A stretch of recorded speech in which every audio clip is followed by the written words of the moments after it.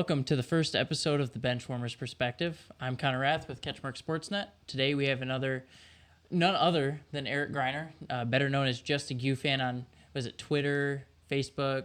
Facebook's changed a little bit. We're now Montague Nation Sports, and Gotcha. I've also updated the YouTube channel as well. Okay. For any content that I'll put on there. Yep. Many know you in the area. I know you. I've been following your content for a long time now, probably since I was in 8th grade, which was a long time ago for me. Yep. So welcome. Yep. How you doing today? Doing great. Awesome. So let's just dive into it. Looking at the area, and you cover mainly football, right? You get into basketball and stuff. Football's kind of the number one, but I also try to branch onto as many sports as I can. Yeah. Looking at the area, who do you think is going to be good this year? Football-wise, you're thinking? Yeah. So if you want to just stick with the West Virginia Conference first. And so, that'd be great.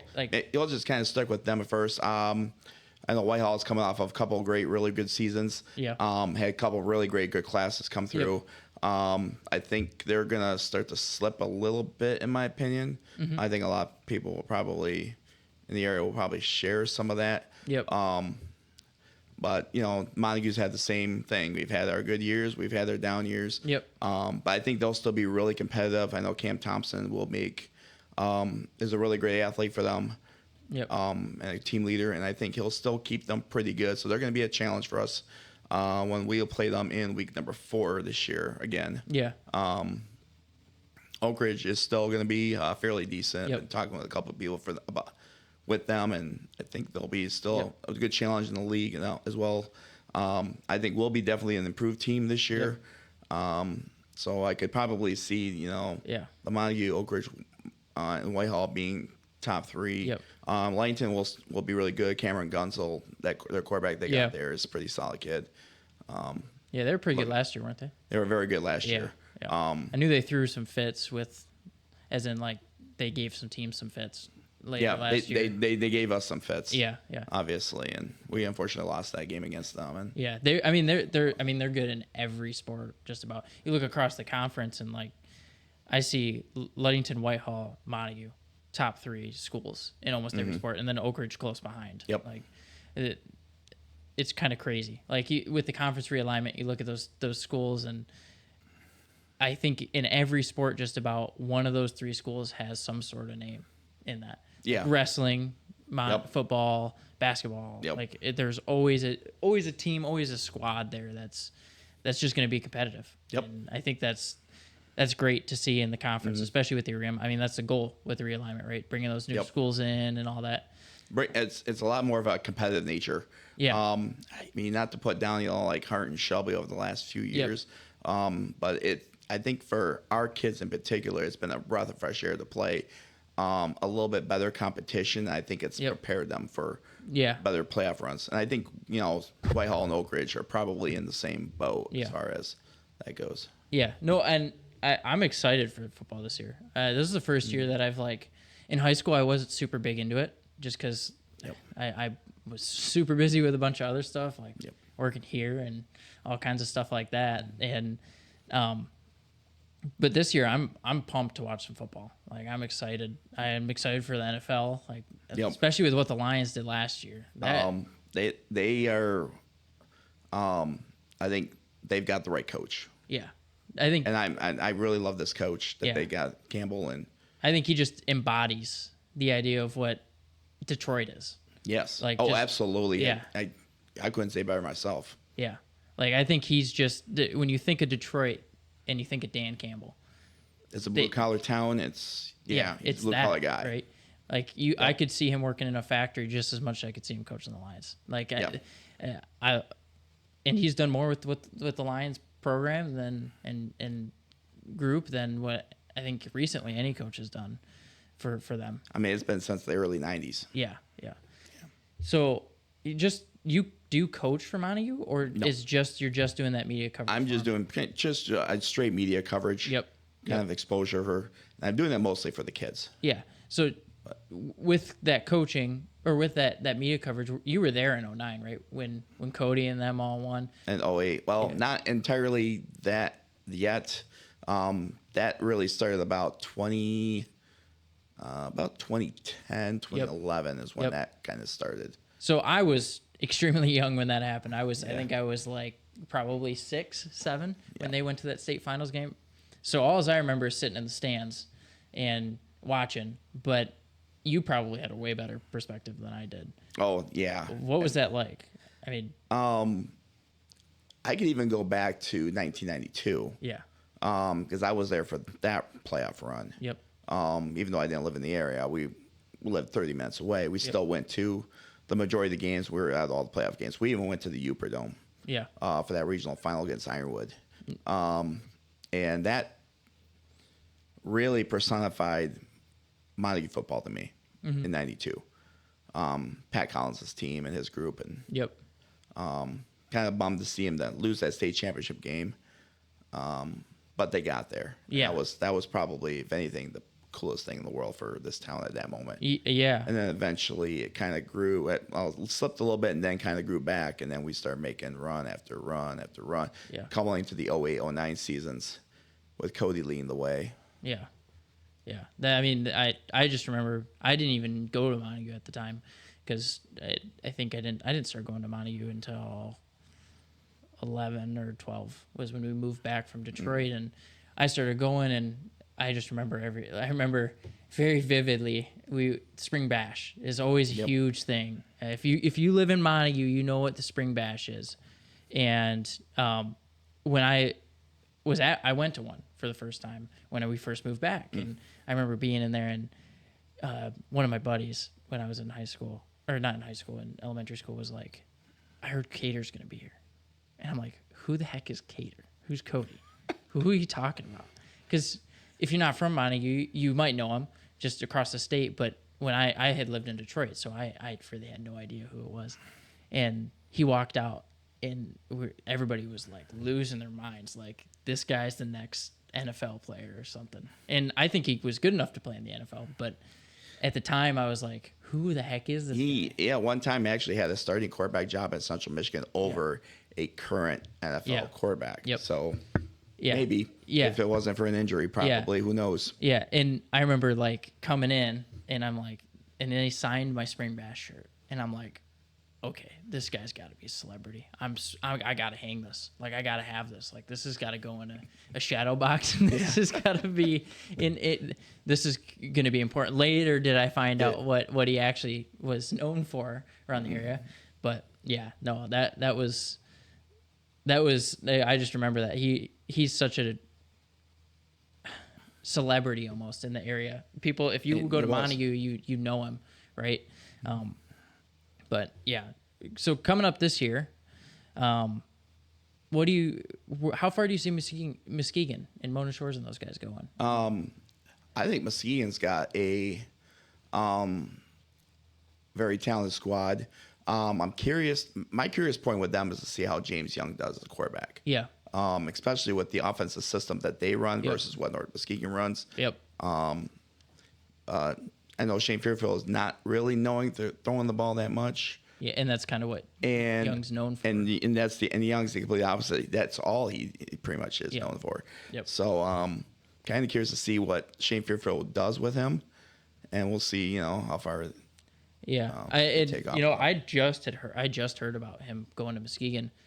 It's also a big jump, right? Muskegon is what, D2, and they are D2, barely, kind of, yeah. And North Muskegon's D7. That's a 5-division jump. Even two divisions is a lot. 5 is a big jump. When you put it in perspective, when you look at our league, we're a Division 4 to Division 6 conference, so a two division jump isn't that much, but maybe you push 3 to 4, even 5, yeah. And then you figure the level of competition you're going to be playing in their league versus what would have been the Western Conference Rivers, which is probably a down league, I would say right now. Yeah. You got North Muskegon, who's probably the one shining star that, even without James Young, I think they could still make a really good run. Yeah, I definitely agree. I think that North Muskegon's another one of those teams that, like, before the realignment, they were good at like every. I would say Montague, North Muskegon, Ravenna, Oak Ridge, Whitehall were always in that discussion, no matter what, whether it was basketball, football, and even golf at one point they were in that discussion, right? So, I mean, I think North Muskegon is going to be good anyways, even without James Young, but that it's definitely going to hurt them. I mean, I don't think that it's going to be tough for them to. I think they're going to still win the Rivers, but yeah, I do agree with that. I think right now it's still the Rivers is theirs to lose. Yeah. It's the race for second. Yeah. And I actually think this is hot take. me going a little bit. We got a hot take here. Don't be surprised. I think if Shelby finishes second, I actually agree with that, and it's because I know a few people from Shelby. I give a little shout out, Jonah Kelly, Eli Kelly, and from what I've heard is a lot of they just recently got a new soccer coach, and a lot of the guys this just happens when you get a new coach. Guys are scared to play because they don't know the guy as well, and so they kind of back off and they go do something else. And in this case, it'd be football. And so they're having a lot of their primetime athletes at Shelby go play football rather than play soccer. And they've got probably their junior class that's coming in. That's now pretty much all playing varsity now. Is one of the best I think they've had in quite a few years. Yeah, I mean, what was it? It was like 8 years ago that they made a run. It was roughly about 10 years ago. They made a couple runs, made the D6 semifinals both years. I think 1 year they lost to Nagani and 1 year they lost to Ithaca. Yeah. And I mean, I don't think they've gotten farther since. I definitely see them if they get in the right area, they can definitely go farther than. Yeah. I think that those lower divisions, those are some of the best to try and go make a deep playoff run. Their main obstacle will be is if they can avoid North Muskegon early in the playoffs. Yeah, exactly. That's their one issue. But there's possibly a chance, and I haven't really looked into what their possibilities yet. Maybe if they could sneak into Region 1 versus Region 2, because it just really depends on how many teams north of them qualify. Yeah. That's what it'll come down to. Yeah, and if they can get the fewer, the better. The other thing too, you got to think about in those lower divisions, probably even in the higher ones too, but more in the lower ones, you get a lot of private schools because there's a lot of small. And D7 is very Catholic heavy, but it's very Catholic heavy on the south side of the state. Yeah. Only St. Francis up north. Yeah. So there's a lot of potential to avoid a private school, at least maybe on this side of the bracket. Yeah. And North Muskegon never played one last year. Yep. St. Francis didn't get that far. They lost to Menominee. Yeah. In the semis. So. Yeah. So that actually leads me into my next question. Private schools in the public, there's a little bit of a hot take. I know there's some people are on the fence with this. There's a lot of people that are really against a lot of that stuff. Yep. And I'm actually one of those people that's like, maybe slightly. Yeah. But I'm not fully against it. Yeah. Because if you really want to win a state championship, you look at the 2009 Montague team. Yep. Had to overcome a couple of adversities against Monroe St. Mary's. Yeah. A team they lost to in, I think it was 2005 in the semis. Yep.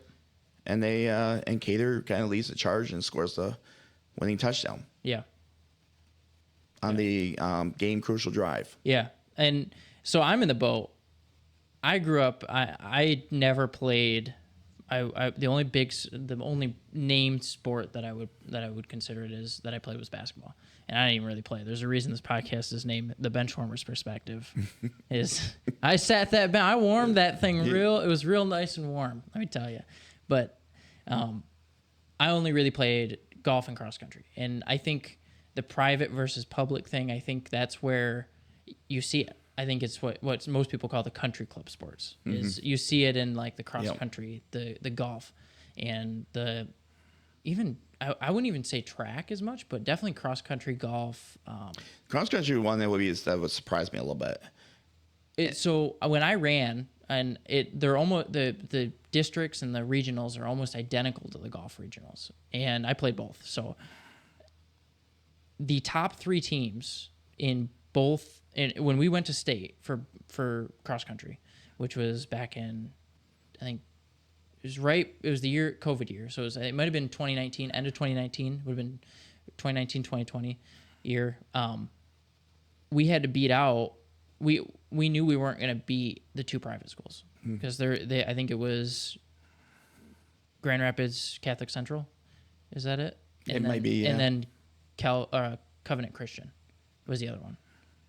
those were It could be those two. Yeah, those two were in our district, and we had to we knew we weren't going to beat either of them because they were really quick. Like I think they had like 6 guys in the top 10, and then I looked at golf, and my brother just played in regionals probably 4 or 5 months ago, and when I looked at the regional, the first 2 or 3 teams, they were private squads. The team that took third was Belding, and they were the next school. I don't remember what the next school was, but it wasn't private. But the top 2 were private, and when you looked at the top 10, 8 out of the top 10 were private school kids. And I think I'm in the bucket that I don't think they should be mixed, and it's not because of recruiting. It's a little bit because of recruiting, but also a little bit because of the pool of kids you have, right? You can bring kids as a private school. You can say, okay, I'm going to give you free tuition if you come here, and they give those kids free tuition. And there's nothing against free tuition. It's nothing against those kids or the schools, but maybe make them, a separate league, like a private school league and a public school league, and separate them. Now, the only problem with that is that there's not a ton of schools, so your divisions are going to be smaller, your teams are going to be smaller. Yeah, it's going to be I think it'll be pretty competitive overall. But I do think that there's something needs to be done, because when you look at the country club sports, that's where people get beat out. I know a lot of times people will talk about multipliers and stuff like that, and the state of Michigan does have one multiplier system that probably a lot of people don't know, and it's mainly just for the all boys schools or the all girls schools, which a lot of them are Catholic. Not all of them are, but they'll double their enrollment to reflect what I think division or classification have been. All the schools in the Catholic League Central are all boys. Yeah. So every one of those schools will obviously have doubled enrollment. So is it Jackson Lumen Christian or whatever that we played? Montague played probably 2019? Or was it 2018? It was 20. It was the year they lost. They lost, and then they won the following year with Drew.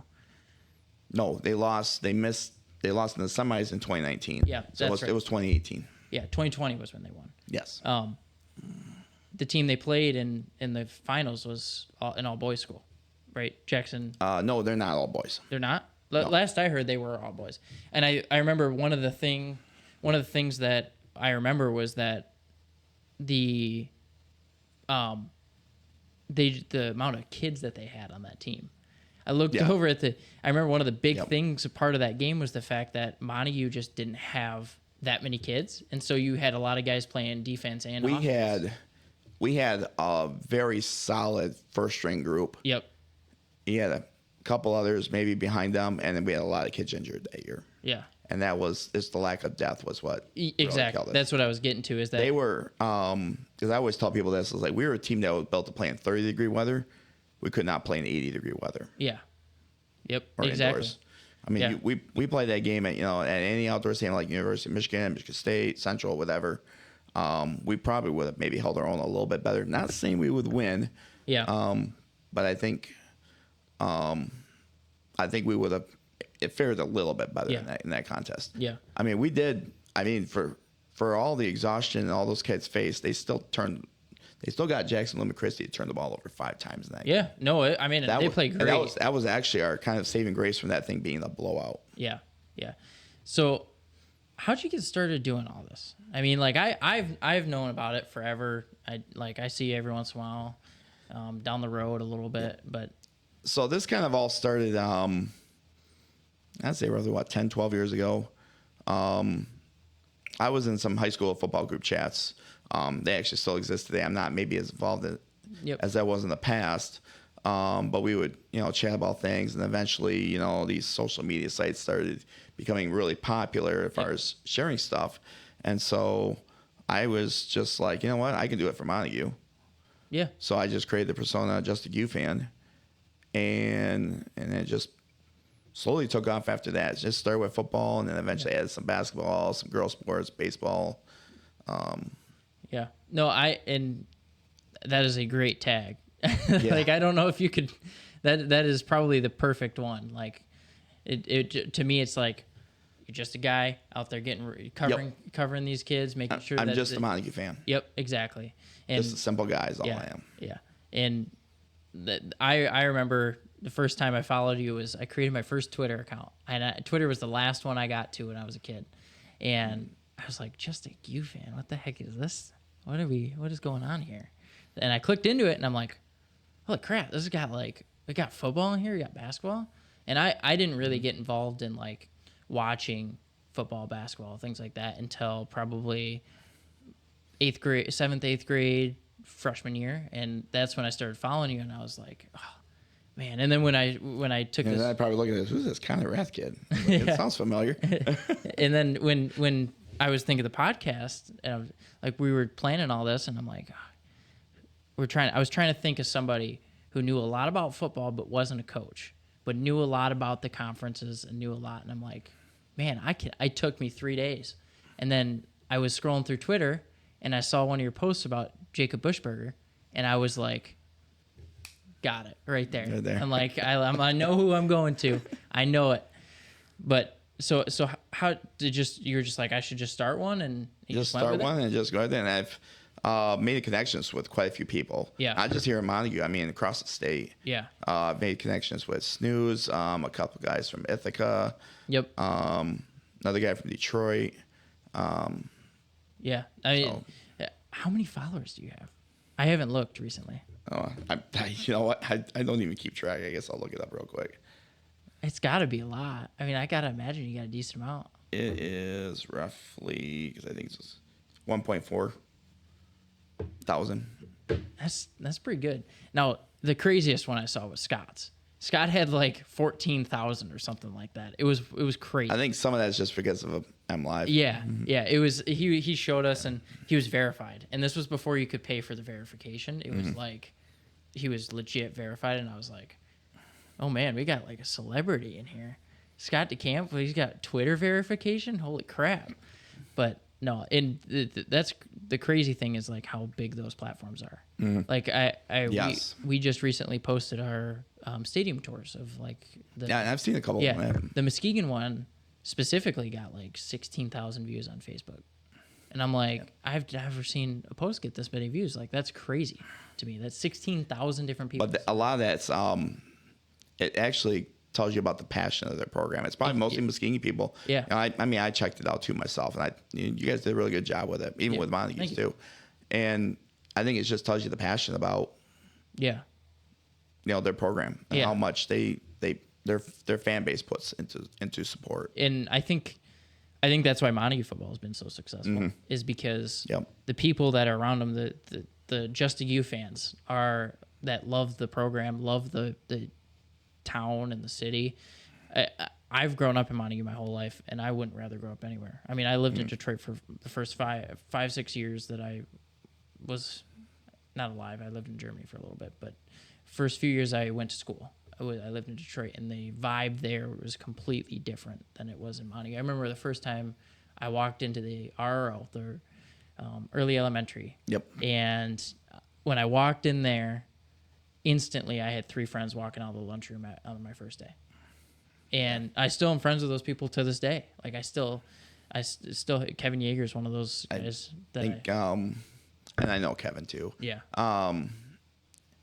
I think it's just a difference in the culture in the towns. And small town it's a blessing and it's a curse. Like yes, everybody knows what's going on. If you did something wrong or if something happened, everybody is gonna know about it. And it sucks, but at the same time, I think there's a level of accountability there, right? Like I think I would agree. I think you look at it and you do something like that, you mess up, but you got 150 people at minimum telling you, hey, what the heck? Like, what are you doing? And then you've also got on the other side, you've got 150 people looking out for you. And though it might be annoying that 150 people said something to another 150 people, and now 150 people down the road know about it, and it's just, it's like a stain on your record. And but they're also all looking out for you. They all care about you. I remember I had my heart surgery. I had open heart surgery a few years ago. And one of the things that I remember most about that was, and I will always remember, was the fact that I came into the gym after I had we had a group chat for basketball, and it was basketball season. It was kind of during weird season because we had just gotten off a COVID season, or we had just gotten off of COVID for that, and it was before Whitmer had allowed us to fully play. So we were having like half 2021 season. Yeah, we were having like half contact practices where we could like all be in the same gym, but we couldn't like play against each other unless it was a relative. So like Owen was on varsity, I could play against him, and I could hang out, like I could be around him, and we could practice together. But like Tug Nichols was on my team, and he couldn't practice with us. Like it was really weird, and so. But I remember as part of that is that we had a group chat, and we talk in that group chat constantly. I mean, it's a basketball group chat. I couldn't say the things that went on in that group chat, but it's probably yeah. But part of that is I sent a text, and I said, "Hey guys," after I got the call, and I was like, "Hey guys, I'm out for the season. Like I can't play. I'm having open heart surgery." And I came to the open gym the next day, and I hadn't even told our coach yet. I hadn't even told Coach Osborne yet about it, and they pulled me into the little conference room. You've been in that. Oh yeah, yes. That little conference room right off the old gym there, and whole team's in there, and they're like, "We got your back." Like they all said they all said they'd come up, but they couldn't because of the because of contact. COVID, so they couldn't come into the hospital. But they're like I got calls, like multiple calls after I had my surgery. Like I had the basketball team call, and just that community vibe around here is just completely different. And it's the same way at Whitehall. Like I mean, I would agree. Yeah, it's funny because a lot of people who aren't from around here are like, it's one town, like you have a bridge separating. But if you're from around here, it's like no. There's a difference. There's a difference. Even though, like at the end of the day, it is all one town. It's all one community. Whitehall is the same community. Monty is the same community. When things happen, we get together. We solve problems. It's a great area, and I would recommend anybody who doesn't live here to come live here and to enjoy it. Vacation here. It's a beautiful little town. Preferably on the Montague side. Yeah, preferably. Yeah. So, kind of leading into another question, what is the best team that you've ever seen from a high school football standpoint? So, from a high school football standpoint, I mean, you could say we've had 3 state championship teams, 08, 09, 20. This is probably, it's always one of the toughest questions to answer. Yep. Because it's tough to really determine which one is really which.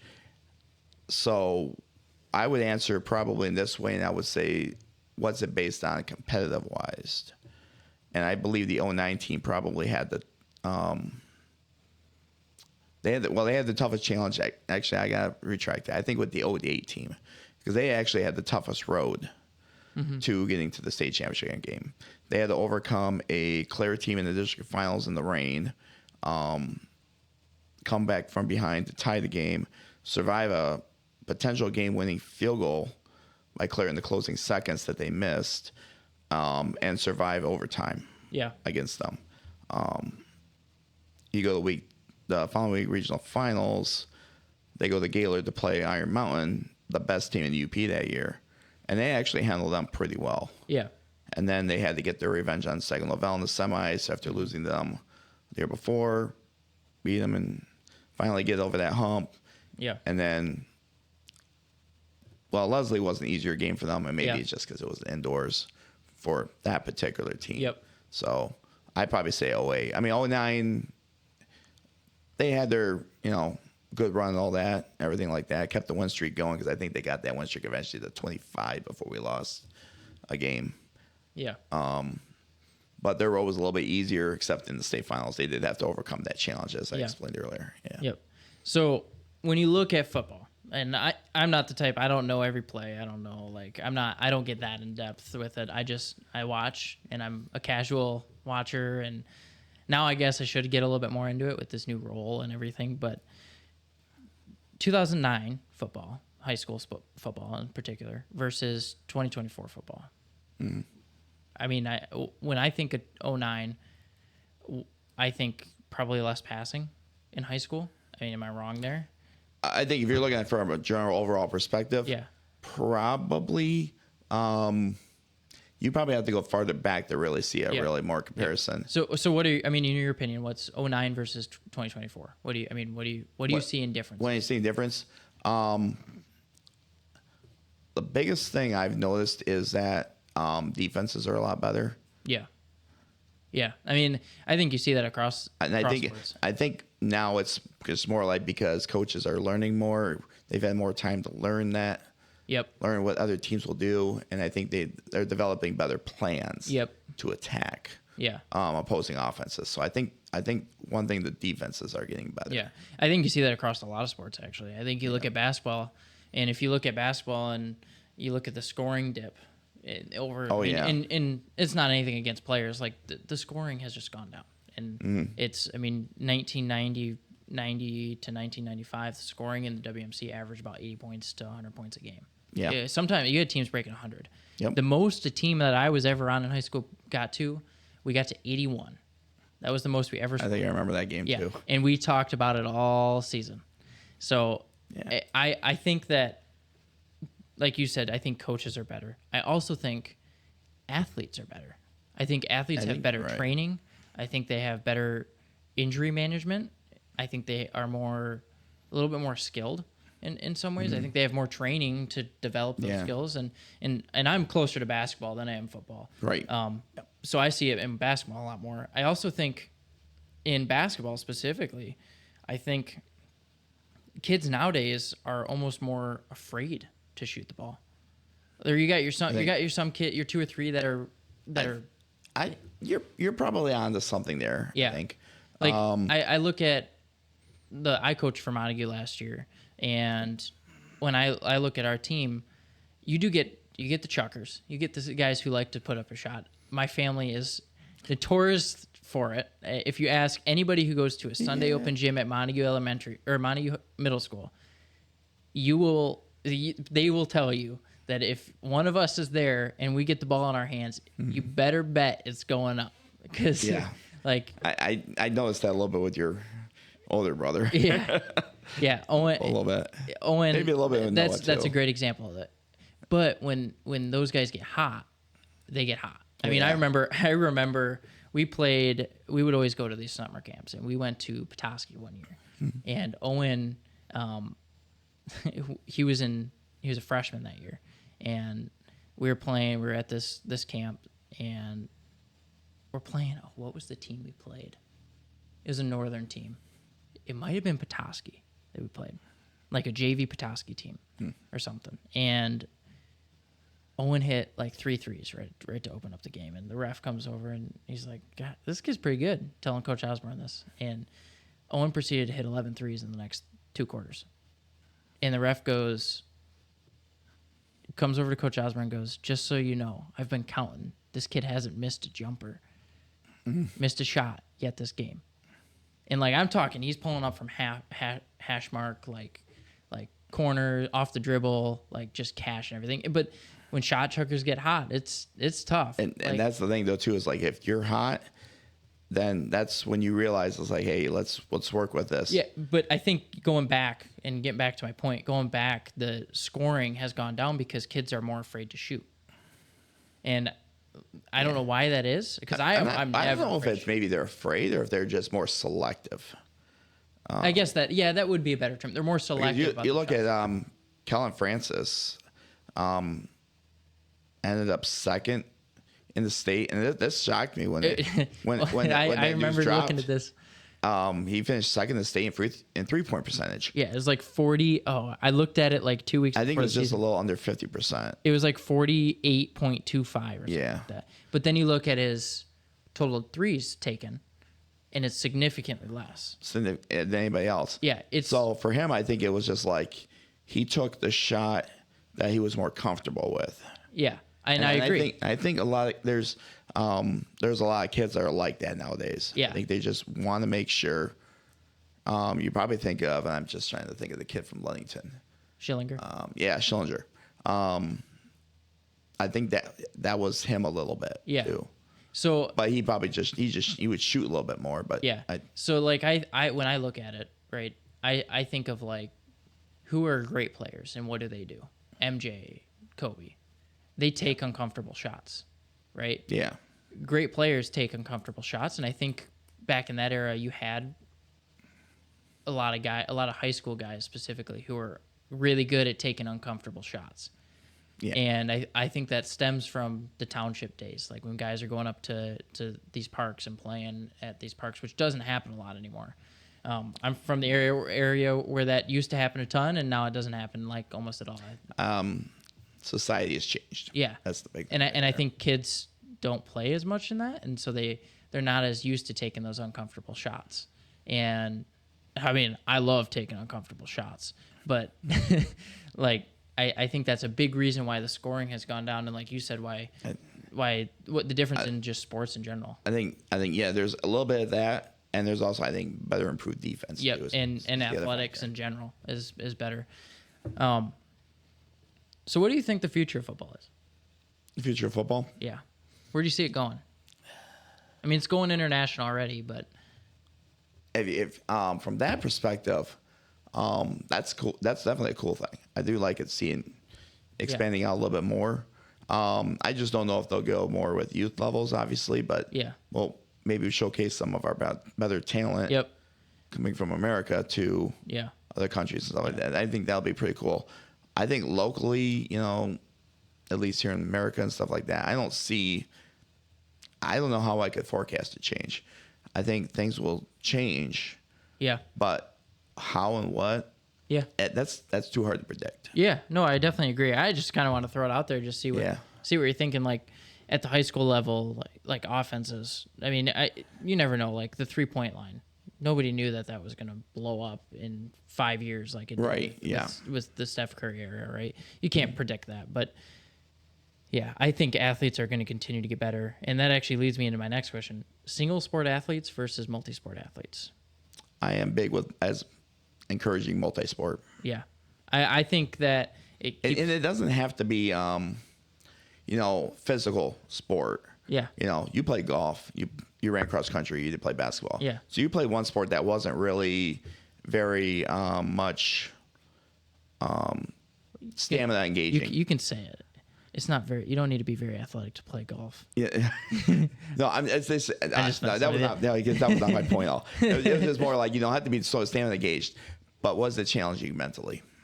Yeah, exactly. Yeah, like you look at golf, right?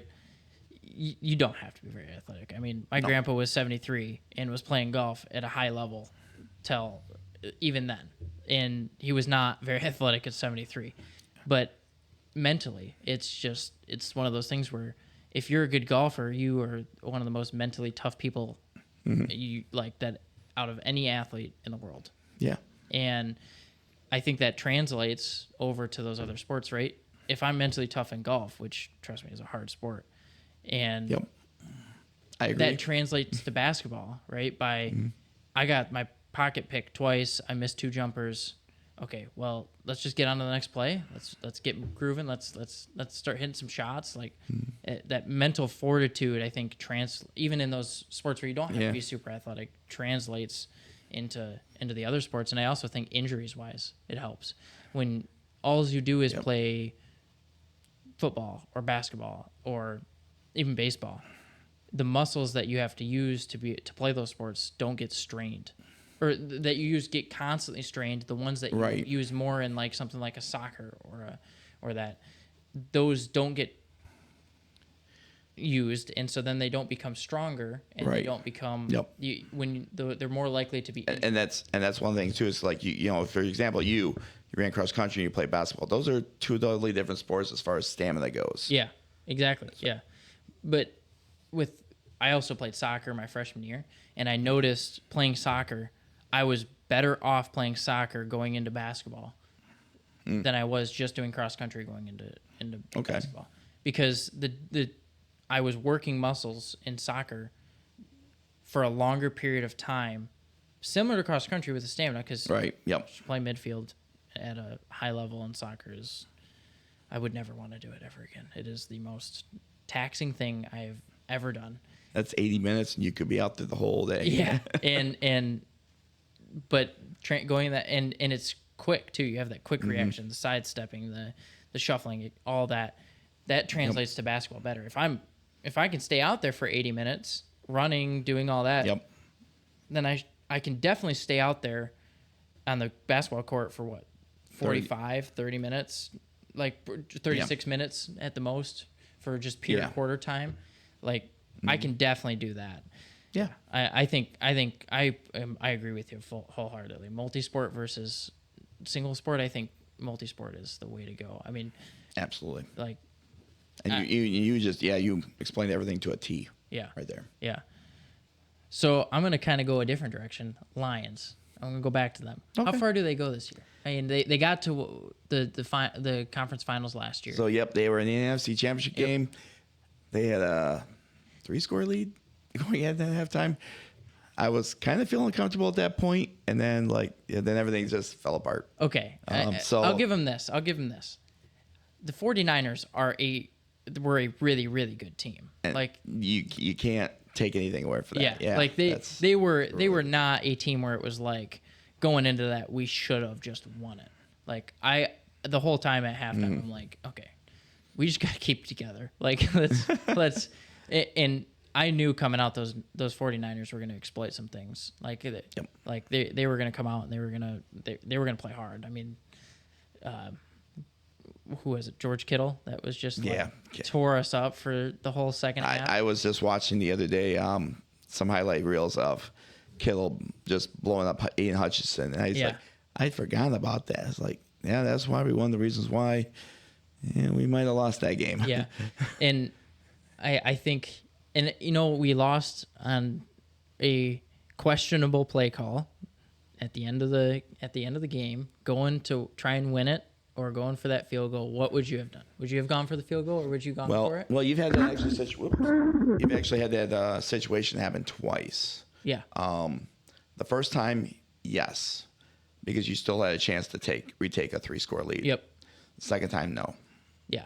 So the only reason when I was watching I was like, oh my gosh. But at the same time, like that's how if anything, that's how the Lions were going to lose. They were going to lose on trying to go for it on 4th down because that's the Dan Campbell way. That's Dan Campbell. He is I'm going to go for it on 4th down and screw you kind of guy. Yeah.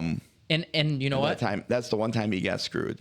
Yeah. And the line I'm not okay losing because I'm never okay losing, but I'm okay with Dan Campbell in that play call because I think that just was the epitome of what they had done all year, right? Yep. It was, okay, we don't care that we're going for it on 4th down. We're going for it. And I still think he'll translate that into this season. Yeah. Which, going back to your question, how far will they do this year? The NFC North is pretty loaded this year. Yeah. So I'm a little worried about that. I think they could still easily make the playoffs. Winning the division is possible. I know when they during the draft, and I think also in free agency, if I remember correctly, they were shoring up their defensive backs group, which was our one kind of Achilles heel last year on defense. Yeah. Shoring that up, I think, hopefully will help them be a little stronger, a little better. But then again, though, Chicago Bears did very well in the draft. Yep. Packers did very well. J.J. McCarthy had to go to the Vikings. I was like, that was the worst case scenario for him. But I mean, I don't think that even if the Lions, I don't think that he was the right pick for the Lions. Is that what you're kind of alluding to, that they should have picked him up? Oh, no. Okay. No. I was going to say, I was like anybody but the Bears or Vikings. Yeah. And then going to the Vikings. Yeah. I was like, I would have been perfectly fine with the Broncos. Yeah. But. Yeah, no, I was like, I don't think we need a quarterback. Jared Goff's like the GOAT. Oh, yeah. Yeah. Which 2 years ago, if you asked me that, I would have been like, trade. Like he struggled early when he first came, but then he looked really good. And I was like, you know what, we can work with this guy. Yeah. And then last year, yeah, I think he's the guy. When we were undefeated going into week 5, was it? We lost to the Eagles. Yeah, we lost the Eagles, but then had a win streak. Yeah, it was week 5 was the week we lost to them, right? Or was it week 4? Eagles was week 1. Oh, it was week 1. You're right. Yeah, it was week 1. Then we went on the win streak. Then we went on the win streak. Was it 7, 8 games, maybe? something like that. Yeah. No, I'm excited for the Lions this year. I like I said, I wasn't big in. I hadn't until recently been big into football, just because it's always interested me. My family has always loved it. I've always liked basketball more. Like I've always, and I still do, but I really kind of delve into it, and I'm not the like just now. I thought the Lions won 5 games straight and then lost to the Eagles. Like I don't remember stuff like that very well, but like I've learned to love football. Like I love watching the Lions, and I'm not a fair weather fan. Don't even try to call me a fair weather fan, whoever's watching, because I have loved the Lions forever. Barry Sanders solidified me being a Lions fan when I was growing up. So so with this whole thing, what are you this season going into the football season for Montague? Are you pretty pumped? Oh, I'm very pumped. Yeah. I think this group of kids can get back to a winning season. Yep. They got that potential. And I think they even got the potential to make a good run in the playoffs. Yeah. Yeah. No, I'm excited too. I think that the Montague has the pieces this year. I think that they're really close to the only area that I think they're going to struggle. We lost Mason Dark, was it last year, to Reese Puffer? Yep. And I think do you know who the quarterback this year is going to be? It's going to be Eli Peterson. Yeah. I'm excited to see where he goes. I've known Eli for years. I played basketball with his brother. Like great baseball player too. Yeah. And I'm excited to see how he does. I know that he was on JV last year, if I'm not mistaken. No, he was on varsity. He was? Yep, he was on varsity. Yeah. So this year, what games are you most excited for? Obviously the Montague Whitehall game. And I'll probably say outside the Montague Whitehall, I would say definitely the week 2 game against Oak Ridge. Yeah. That's early. And that's week 2. Yeah. Yeah. I'll even go week before, week 1 against Forest Hills Eastern. This is probably I'm going to go on a limb. I think this is going to be our toughest game all year. Really? They're looking really good from everything. So I was putting together the schedules. So I did all those schedule posts for the for the different teams and all that in the conferences. There are a lot of people who scheduled Forest Hills Eastern and Forest Hills Central. Yeah, like Puffer's one of them. A lot of them. Puffers had them scheduled. I want to say Muskegon had Central scheduled, if I'm not mistaken. I believe you're. And that might be league. I haven't really delved into that new OK league. Other than I know the Red's still intact, but everybody else has changed. Yeah. And like I think that this year for football is going to be fun to watch. I agree. Totally agree. I'm going to be way more into it than I've ever been because that's kind of my new role is getting into that and being there. But yeah, I'm pumped. I'm excited. Like I'm excited for basketball season too. I'm excited to see how the teams roll out, just because there was a lot of graduates last year. I mean, you had Ludington graduated, the Schillinger kid. Yep. Cam's in his senior year. Montague graduated Owen and Isaiah. I actually even go back to Whitehall. Kyle Stratton. Yep. Most of their offensive line. And they had a lot of really good skill kids. Yeah. That unfortunately have left for them. And yeah, what's crazy is when you look at basketball, Kyle Stratton specifically. He's one of those guys that was one of those quiet guys. I remember we went in there and I did the film analysis for Whitehall, and so we knew what was coming. We knew how they were playing. What we didn't see coming was Kyle Stratton, and that kid came and played, and it was subtle. It wasn't like I'm scoring 25 points, 30 points on you, hitting 4 threes, 5 threes. Right. It was I'm playing lockdown defense, and I'm not going to let anybody by me, and that made a huge difference in the first game we played. And I think Kyle liked that more. Probably games against Montague probably more than anything else. Yeah, and I think them losing that, obviously Whitehall's going to be good. Subden's a great coach. Like and I'm a Montague coach, and as much as that guy gets under my skin, you got to respect him. And that's the thing. You respect him, and he Subden. If you're watching, sometimes I do want to fight you sometimes, but man, you are a good coach. I'll give you that. Like, and I love playing against you. You get your guy. He gets his guys riled up like nobody else. Yep. And he's like a glue guy on the bench. He's what every coach should aspire to be. Like, I can't wait. He's gonna be on this podcast in the later months, and I'm excited for that because man, I've never had a real sit down conversation with him, and especially with that'll be interesting. I'll be waiting for that one. Yeah, with Montague, Whitehall. Kind of, I've always been a Montague guy, so I've always sat on the other side and always been like, oh my gosh, something's on the court again, like kind of joking about it. But I'm super excited for that one. We'll also have like Rick Zulik on here, which Rick Zulik's a legend. Yeah, I've played golf with him a few times and all that.